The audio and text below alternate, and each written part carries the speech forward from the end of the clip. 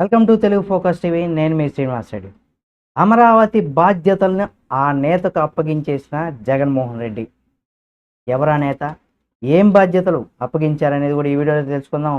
మీరు కనుక జగన్మోహన్ రెడ్డి గారు అభిమానులు అయితే ఆయనకి సంబంధించి మరిన్ని వీడియోలు మీ ముందుకు తీసుకొస్తుంది. కాబట్టి మన Telugu focus TV channel subscribe చేసుకొని పక్కనే ఉన్న బెల్ బటన్ నొక్కి ఆయన మీద మీకు ఎంత అభిమానం ఉందో తెలియచేయండి కామెంట్ రూపంలో.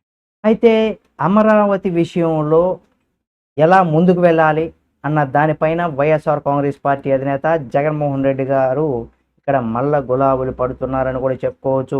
తాను వ్యతిరేకించినటువంటి అమరావతి పునర్నిర్మాణ పనులు ప్రారంభమైపోయినాయని కూడా చెప్పుకోవచ్చు.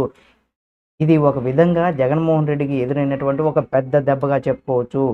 వైఎస్ఆర్ కాంగ్రెస్ పార్టీ హయాంలో అమరావతి రాజధానిని దాని యొక్క నిర్మాణాన్ని కూడా నిలిపివేశారు. 3 రాజధానుల అంశాలను కూడా తెరపైకి తెచ్చారు. అయితే ఈ విషయంలో ముందడుగు వేయలేకపోయారు.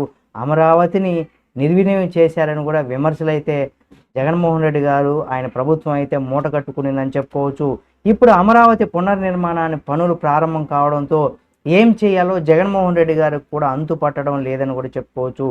ఇటువంటి సమయంలో ఒక కీలక నేత సాయం తీసుకోవాలని కూడా జగన్మోహన్ రెడ్డి గారు భావిస్తున్నారు.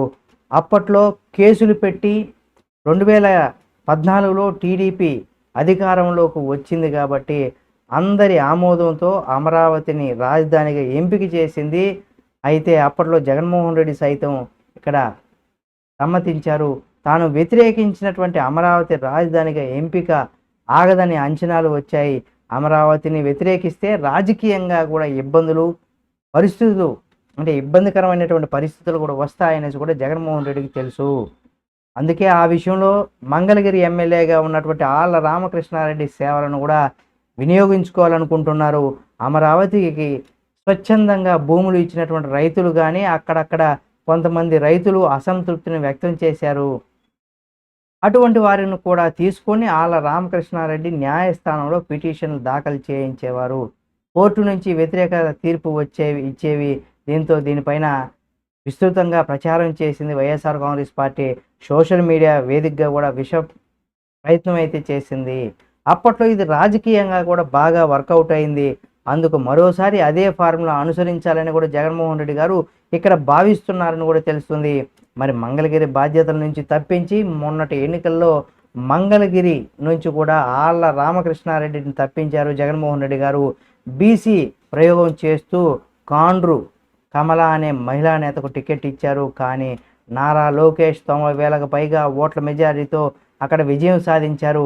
అయితే ఆళ్ల రామకృష్ణారెడ్డి జగన్మోహన్ రెడ్డి పైన అసంతృప్తి వ్యక్తం చేస్తూ కూడా కాంగ్రెస్ పార్టీలోకి వెళ్ళారు. కొద్ది రోజులకే తిరిగి మళ్ళీ వైఎస్ఆర్ కాంగ్రెస్ పార్టీలో చేరారు.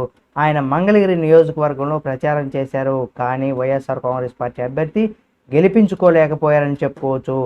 అయితే ఇప్పుడు అమరావతి రాజధాని నిర్మాణం ప్రారంభమైనటువంటి నేపథ్యంలో జగన్మోహన్ రెడ్డి గారు కొత్త నిర్ణయం అయితే తీసుకున్నారు. తిరిగి ఆళ్ల రామకృష్ణారెడ్డికి వైఎస్ఆర్ కాంగ్రెస్ పార్టీ నియోజకవర్గ బాధ్యతలు కూడా అప్పగించుతున్నారు. ఈ మేరకు సూత్రప్రాయంగా నిర్ణయం తీసుకున్నట్టు జగన్మోహన్ రెడ్డి ప్రకటనకు సిద్ధమవుతున్నట్టు తెలుస్తుంది. అయితే టెండర్ల పైన కూడా ఇక్కడ విమర్శలు వచ్చాయన్నమాట. ప్రస్తుతం జగన్మోహన్ రెడ్డి గారు అమరావతిలో జరుగుతున్నటువంటి నిర్మాణ పనులకు సంబంధించి టెండర్ల పైన కూడా విమర్శలు చేస్తున్నారు. అమరావతి నిర్మాణాన్ని ఆపలేకుండా పార్లమెంట్లో చట్టం చేయాలనుకున్నారు జగన్మోహన్ రెడ్డి గారు. ఇది కూడా జగన్మోహన్ రెడ్డి గారు తెలుసు. అందుకే అమరావతి నిర్మాణంలో అవినీతి వైఫల్యాలను బయటికి తీసే బాధ్యతలను కూడా ఆళ్ల రామకృష్ణారెడ్డికి ఇక్కడ జగన్మోహన్ రెడ్డి గారు అప్పగించినట్టు సమాచారం. వైఎస్ఆర్ కాంగ్రెస్ పార్టీ ఇన్ఛార్జి బాధ్యతలు అప్పగించి అమరావతి పైన ఫుల్ ఫోకస్ పెట్టి బాధ్యత అంతా కూడా ఆళ్ల రామకృష్ణారెడ్డికి అప్పగించినట్టు తెలుస్తుంది.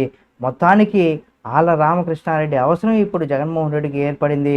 అందుకే పిలిచి మరీ బాధ్యతలు కట్టబెట్టబోతున్నారని కూడా తెలుస్తుంది.